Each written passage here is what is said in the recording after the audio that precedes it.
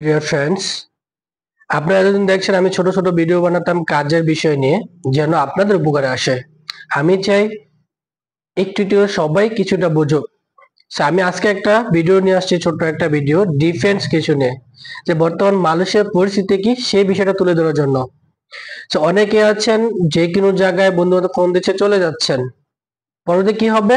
একটা প্রবলেমের খাতায় পড়ে যাবেন। কারণ বর্তমান মালয়েশিয়া ইমিগ্রেশন যে চিরুনি অভিযান বলে কি, এর চেয়ে উপরে যেটা আছে ওইটা দিচ্ছে। কারণ ওদের বর্তমান মেন টার্গেট কোনো অবৈধ শ্রমিক মালয়েশিয়া রাখবে না।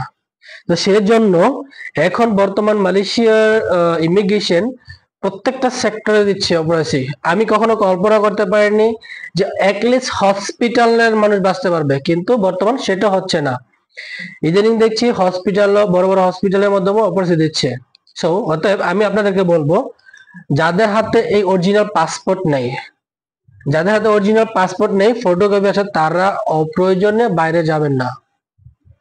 কারণ মালয়েশিয়ার পরিস্থিতি এতটাই ভয়াবহ হয়েছে, মালয়েশিয়ার ইমিগ্রেশন এই পাসপোর্ট ছাড়া আর কোনো কিছু ওরা দেখে না। আপনার সোরাত বলেন, পাসপোর্ট ওটিপি বলেন, কোনো কিছুই দেখবে না যদি আপনার কাছে অরিজিনাল পাসপোর্ট না থাকে। অরিজিনাল পাসপোর্ট যদি না থাকে, ওরা আপনাকে থানায় নিয়ে যাবে, তারপরে দৌড়াদৌড়ি হয়রানি এই সেই তো অবশ্যই আছেই। আর যারা অবৈধ আছেন, অনলিগ্যাল যারা আছেন, তাদেরকে অবশ্যই বাংলাদেশে চলে যেতে হবে। কারণ মালয়েশিয়া ইমিগ্রেশন বর্তমানে এতটাই কঠোরভাবে নামছে, বিশেষ করে বাংলাদেশের প্রতি হামলাটা বেশি হচ্ছে। অন্যান্য কান্ট্রি যেমন তেমন বাংলাদেশিটা বেশি হচ্ছে।